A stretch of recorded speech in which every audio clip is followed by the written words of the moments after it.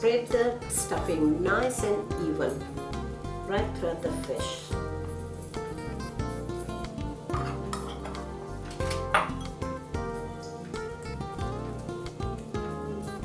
Okay, so that's done. Press it nicely and firmly, and now transfer this fish onto the silver foil. Cover the fish.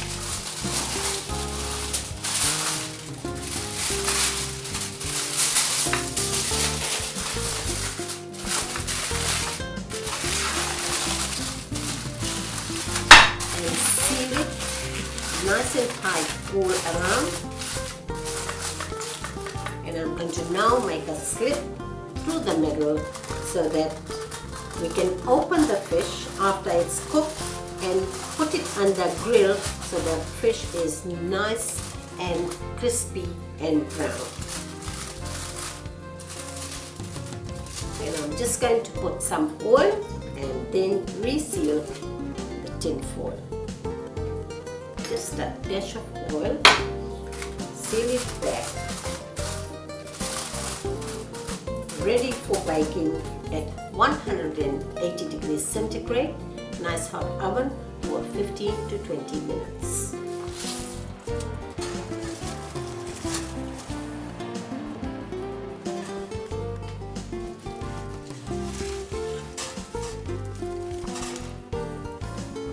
Okay, so the Goan stuffed fish is ready to be served, and you can see it's been nicely grilled as well. I'm going to lift it up, put it onto this platter, and this goes beautifully with hot steamed rice and fresh green salad. And remember, just before serving, just sprinkle some salt over it, just like so, beautifully, and lovely juice. And that's your Goan stuffed fish ready to be served.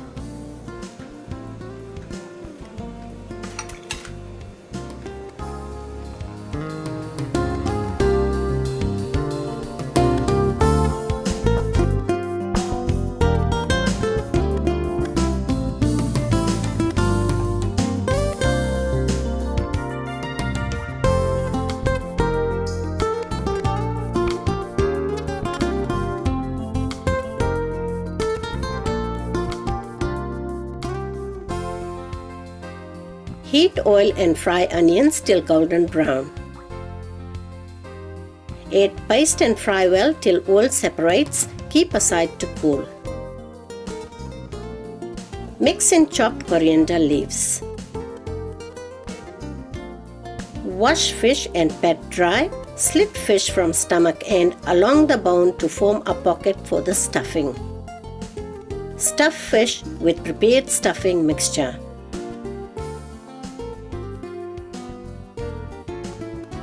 Take sufficient tin foil to completely wrap fish. Brush foil with oil. Place stuffed fish on foil and bake in preheated oven at 180 degrees centigrade for 20 minutes. Open foil and further grill for 10 minutes. Serve with salad and hot steamed rice. Let's go for a journey to Goa, where you have a taste of chicken charcuterie. What an array of spices. We have here half a teaspoon each of powdered turmeric, star anise, mace, nutmeg, cardamom, 2 tablespoons of coriander powder, 2 tablespoons of crushed garlic, 2 teaspoons of chili powder, 1 teaspoon of cinnamon, poppy seed and clove powder,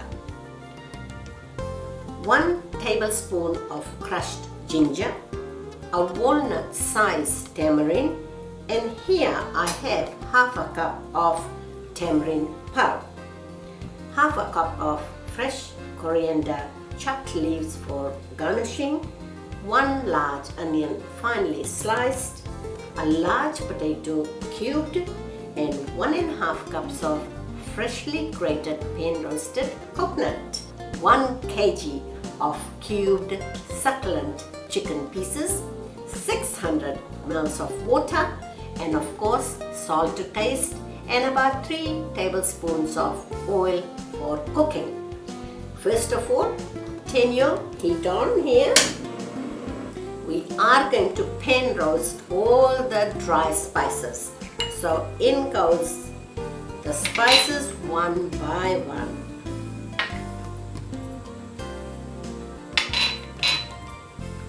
And what an aroma these spices are going to bring out. It's going to fill our kitchen, and I'm sure the neighbors around there will be able to smell it as well. And the last one is the chili that goes in there. Lightly pan roast. Add oil to the pan.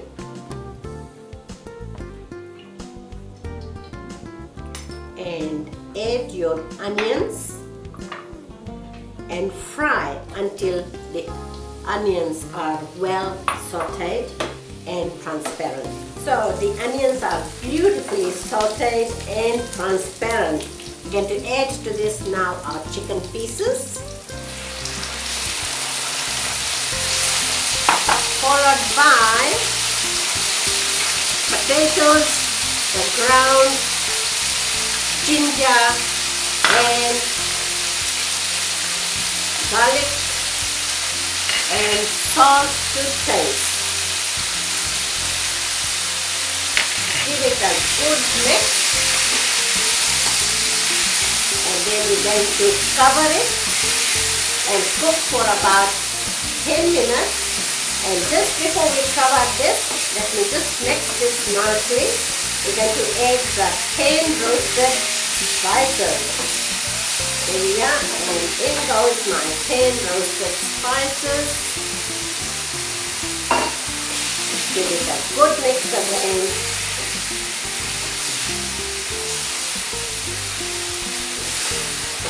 Here we go, and I'm going to cover this now and let it cook on medium heat for about 5 to 10 minutes. Okay, so it's time to add the rest of the ingredients.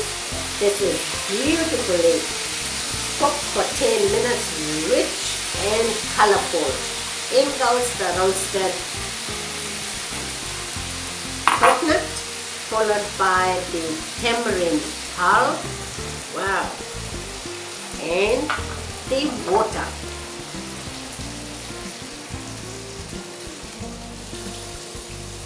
So give it a good stir, and then I'm going to cover this chicken charcuterie, turn the heat to medium and let it simmer until the chicken pieces are nice and tender and the gravy nice and thick. So chicken charcuterie is ready finally. Look at that rich gravy and beautiful juicy tender pieces of chicken, and I'm going to dish it out onto this beautiful platter there. Here we go.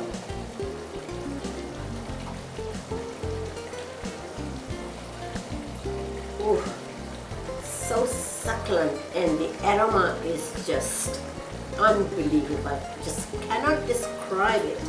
This kitchen again is filling up with this beautiful exotic spices, aromatic.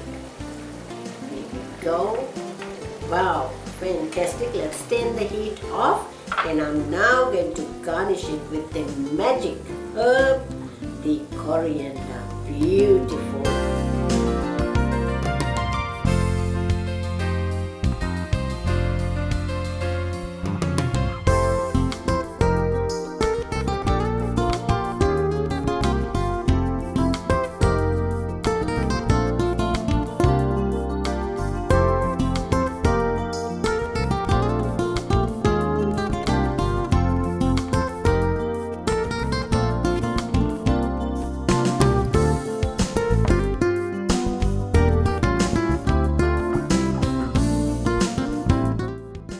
Heat oil and fry sliced onions till transparent.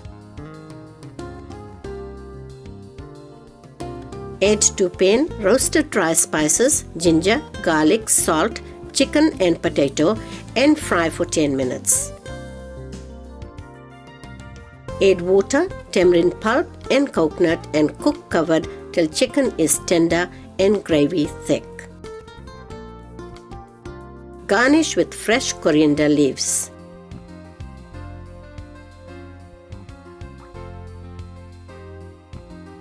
Serve with hot steamed rice.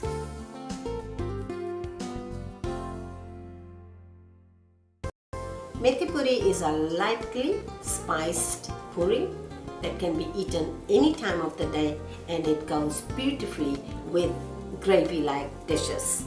And to prepare these delicious puffed puris, we require 300 grams of chapati flour.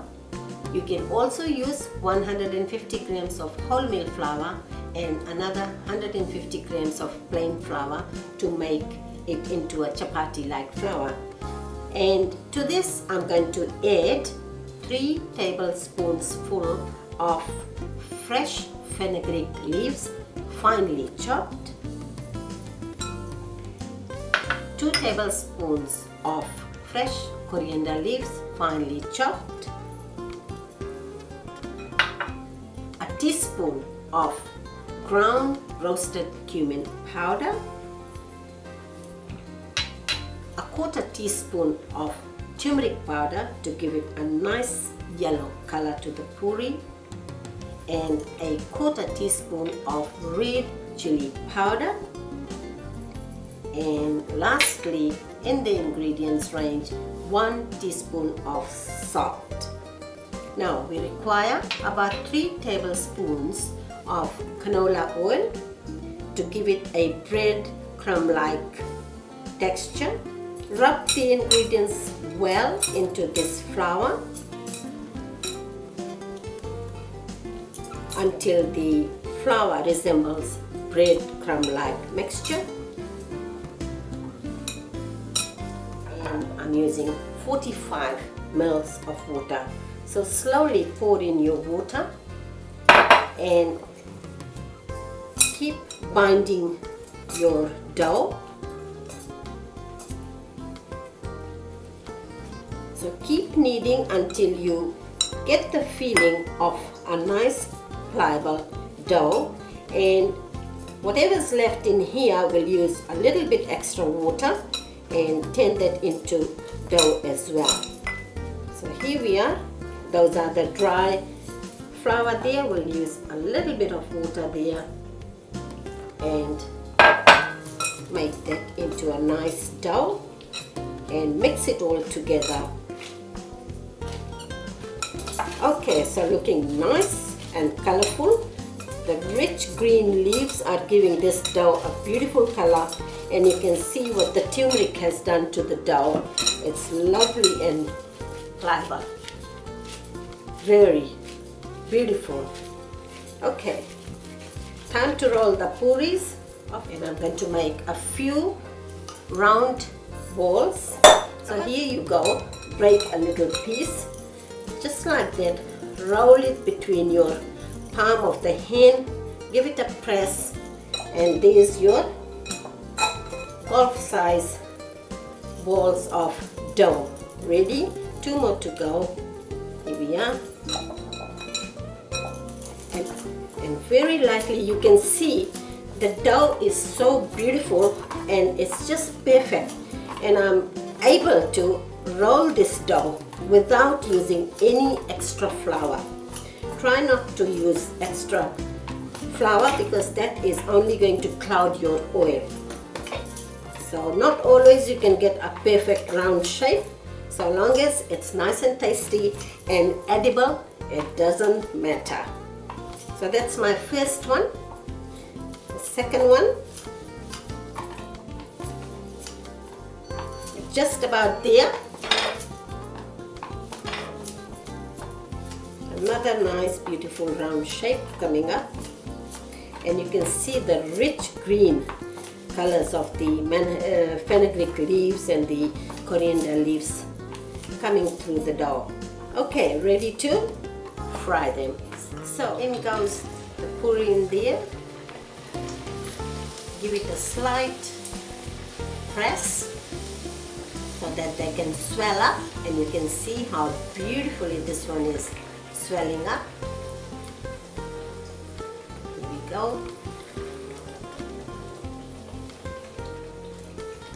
Rich golden puris in no time. That's our first one here. Beautiful and crisp. And I love the golden color. Absolutely gorgeous.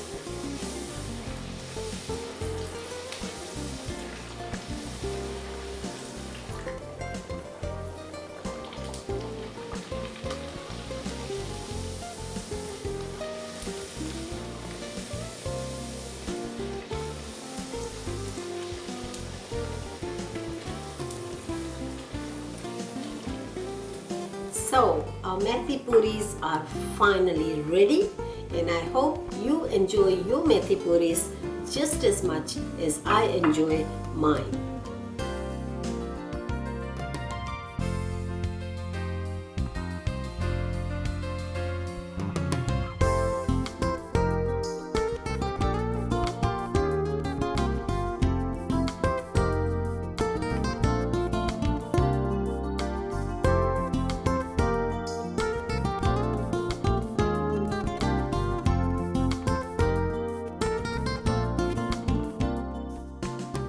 Combine all above dry ingredients, including 3 tablespoons vegetable oil.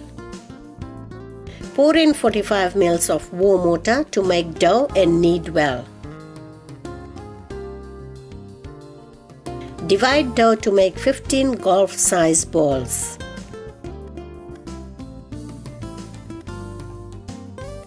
Flatten each ball and roll it out into a circle.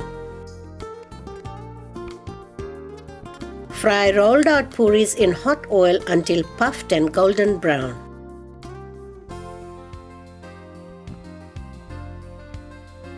Serve hot with your favorite curry or eat as a snack. This sweet dessert, Srikhand, originated in the state of Gujarat. In the early days, Srikhand was served to gods and goddesses in the temples. It became so popular that common household adopted it and started serving it on very auspicious and special occasions. Then again, because of its popularity, it became a common name in a common household. My favorite dessert, Srikhand. Let's see how we prepare this. And just before we go on to prepare it, let me tell you, our Lord Krishna was a greedy person for yogurt. He used to steal yogurt by buckets full, and his mother Yashoda used to get very angry. So he loved the yogurt. So this is 1 kg of unsweetened natural yogurt. What I have done is I have put this in a muslin cloth and I've hung it over the tap for all the way to come through. So leave it overnight in the fridge if you feel like, in a muslin cloth. Let all the way drain out. And to this we're going to add 200 grams of icing sugar. 200 grams of icing sugar. And then here we have charoli. Charoli is going to be used for garnishing. We have 3 tablespoons of slivered crushed almonds, again for garnishing. We're going to use about 100 grams of slivered crushed almonds to go into the dessert, followed by 200 grams of sweetened condensed milk and 3 tablespoons of pistachios, again broken up into small pieces. And the magic ingredient is saffron strings, about half a teaspoon, and I have diluted this in 1 tablespoon of warm milk. And of course, cardamom's favorite for the sweets, and there's about a teaspoon full of cardamom powder there. So let's move on. I'm going to pour my icing sugar in with the yogurt followed by lots and lots of crushed almonds, and then goes in the sweetened condensed milk.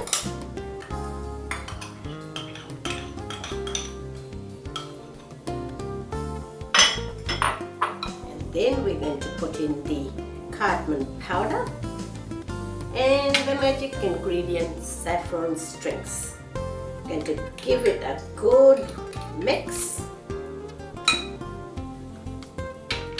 There we go. And I think with the pistachios, really, if you want to mix the pistachios in with this, you can.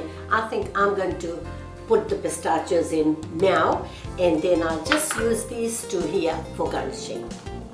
So here we go. Oh, it's creamy and sweet. And if you have sweet tooth, this is the dessert to go for. Look at that beautiful saffron color coming through there. And your srikhand is now ready in no time. Let's serve it and garnish it with the charoli and the slivered almonds. And it smells beautiful. The saffron strings bring magic to the desserts. Now, doesn't it look graceful, delicious and delectable? My mouth is already watering. I don't know about yours. Here we go. Just a touch of almonds, topped by a little bit of charoli. And the important thing to remember about charoli is always serve it with the srikhand just before eating, because it stays nice and crunchy.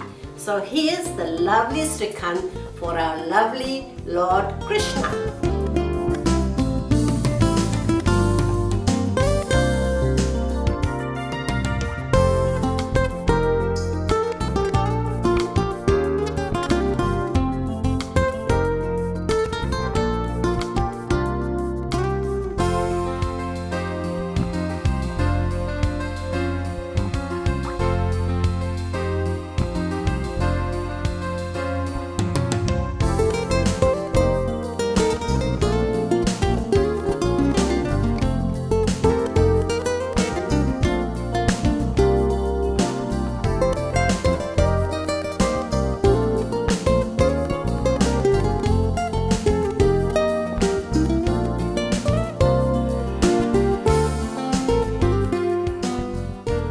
Place yogurt in a muslin cloth over a strainer for whey to separate.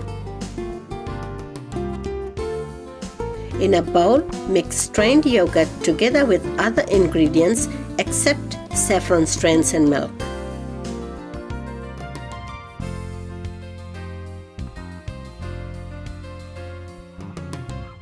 Dilute saffron strands in hot milk and then stir into prepared mixture.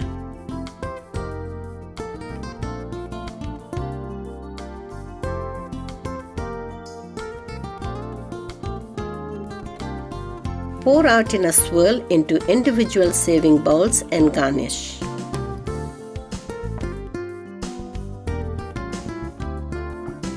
Serve chilled.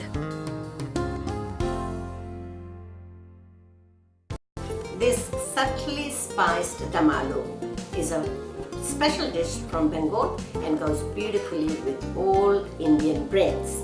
Lightly spiced, so the light spices are a quarter teaspoon of ground pepper powder, 1 teaspoon of turmeric powder, 1 teaspoon of crushed ginger, 1 tablespoon of ground coriander powder, and another tablespoon of yogurt, and whisk your yogurt, unsweetened natural yogurt, to a fine creamy consistency. 2 fresh green chilies, finely crushed, and about 5 curry leaves, and half a teaspoon of cumin seeds. We have beautiful raw sugar, 1 teaspoon, and of course salt to taste. And here we have the garnishing spices. So 1/4 teaspoon of cardamom powder, a 1/4 teaspoon of clove powder, and another 1/4 teaspoon of cinnamon powder. Then followed by 1/2 cup of freshly chopped coriander leaves. And of course we need about a tablespoon of canola oil, a little bit of water to mix the spices into the potatoes, and last of all 250 grams of boiled, peeled and coated potatoes. So let's turn on our heat, and I'll try and get the oil to the heating level. So I'll put in the oil in here while I do my spices, and I'm going to mix all my dry spices one by one. The ginger goes in, then the turmeric, and of course the yogurt, and chili, and I'm going to mix a little bit of water in with this so that and a nice big spoon to mix it with. So here we go, just give it a good stir so that the potatoes are nicely coated with all these spices. And they smell beautiful, beautiful. Okay, now the oil is heated. I'm going to crackle the cumin seeds and then drop in the curry leaves. And now goes in the potatoes.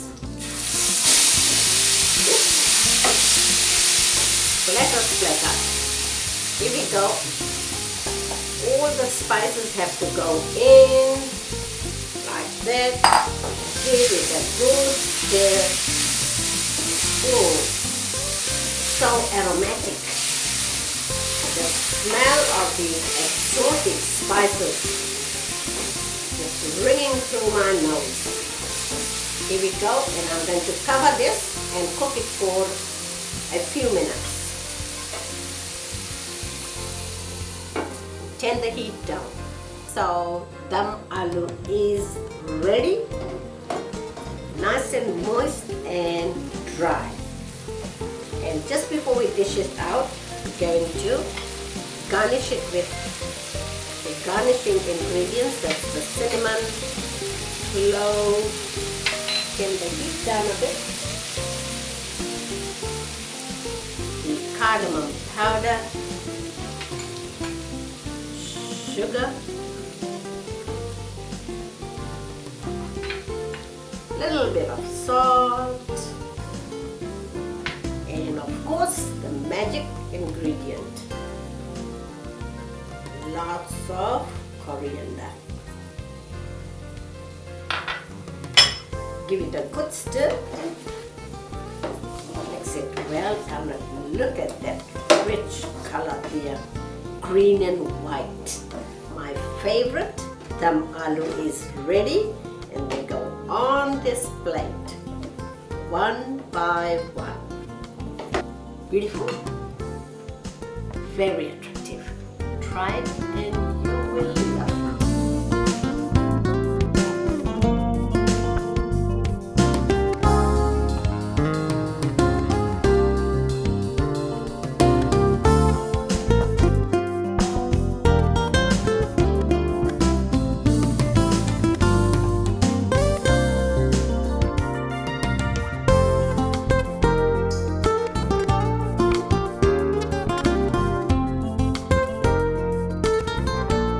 Coat potatoes with masala mixture and set aside.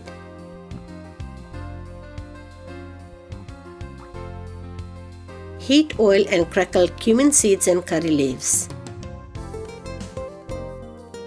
Add potatoes coated with masala, salt, sugar and a little water and simmer till tender and moist.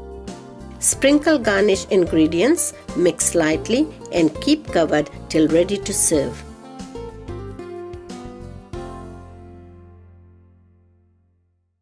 This time I bring to you a dish from the northern part of India, Rogan Josh, using succulent, tender, cubed pieces of lamb in a variety of spices simmered gently.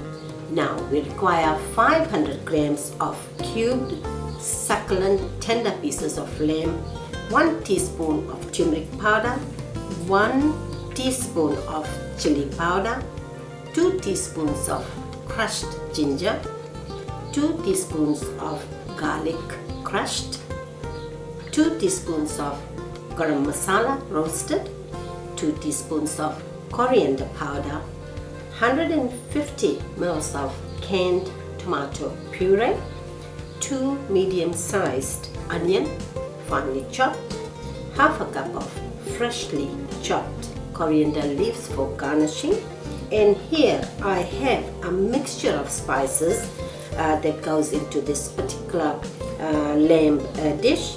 And first of all, it's about 4 pieces of star anise seed, 3 small sticks of cinnamon, about 8 cardamom pods, green ones, and followed by about 8 small pieces of cloves, and then half a teaspoon of cumin seeds.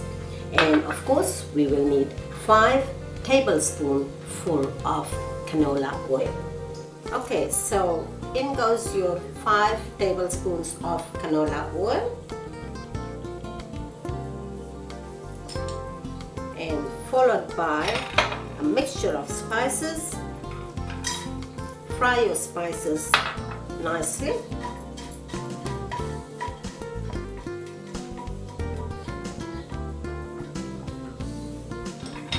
It's looking good. Okay, I'm going to add to this now the chopped onion, garlic and ginger.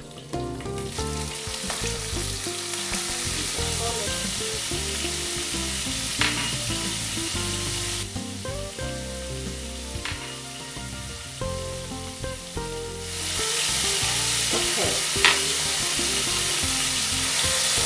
give it a good stir and fry this for a few minutes before we proceed to add the lamb pieces.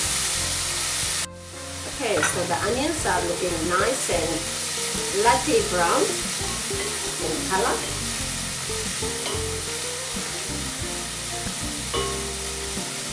Which leads us to the meat pieces now, and in goes my cubed lamb. Give it a good stir.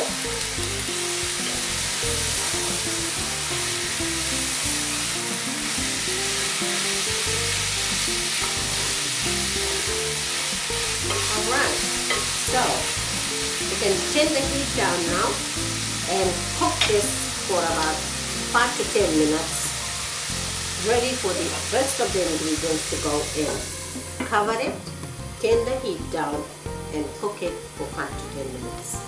So we are in our third and final stage now.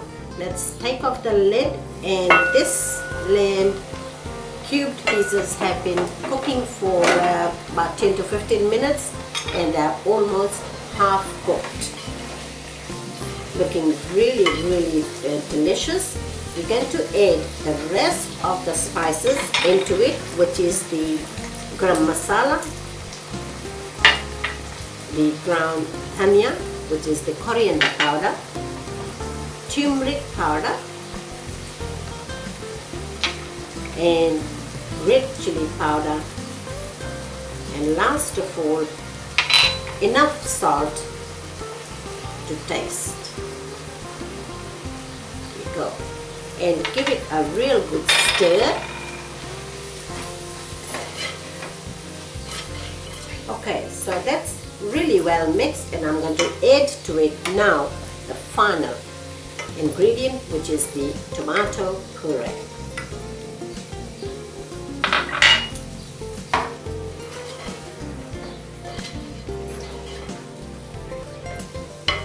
looking rich and red in color and very, very saucy and beautiful aroma coming out.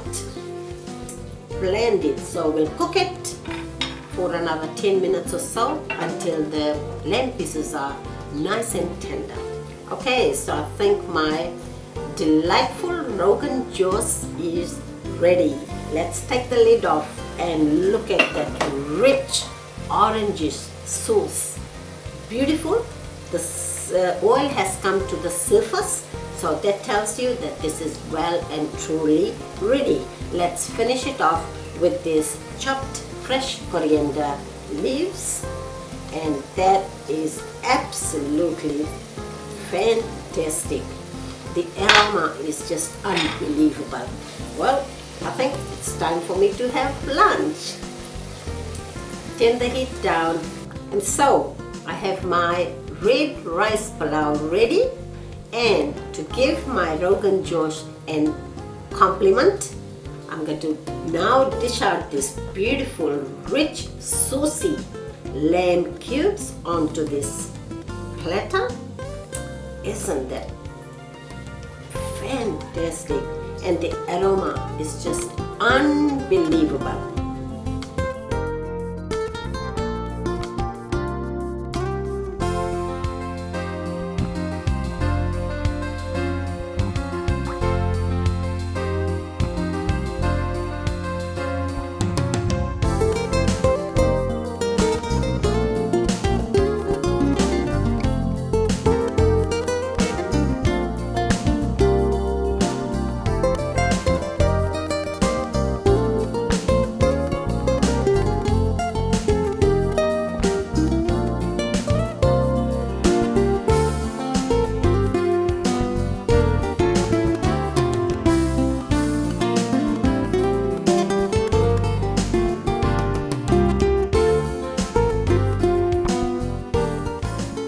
Heat oil and fry cumin seeds, cloves, cinnamon, cardamom and star anise till golden brown.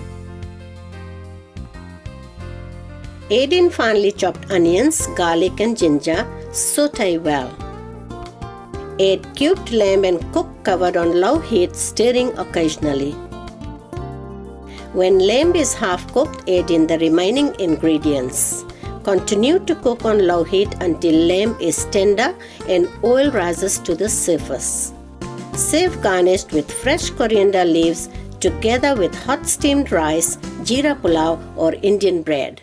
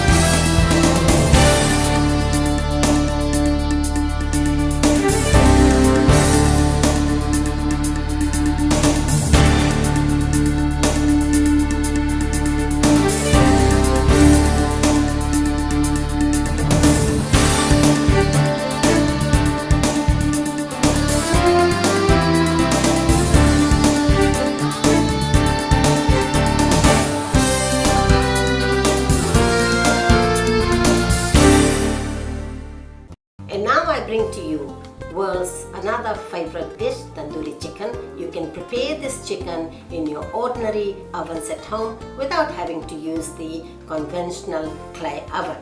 To prepare this chicken, you will require 1 kg of chicken drumsticks, 2 tablespoons of ground ginger, 2 tablespoons of ground garlic, 2 tablespoons of roasted garam masala, 1 teaspoon of chili powder, 2 teaspoons of roasted cumin powder, 2 teaspoons of chaat masala, 1 teaspoon of tandoori color powder, and 2 teaspoons of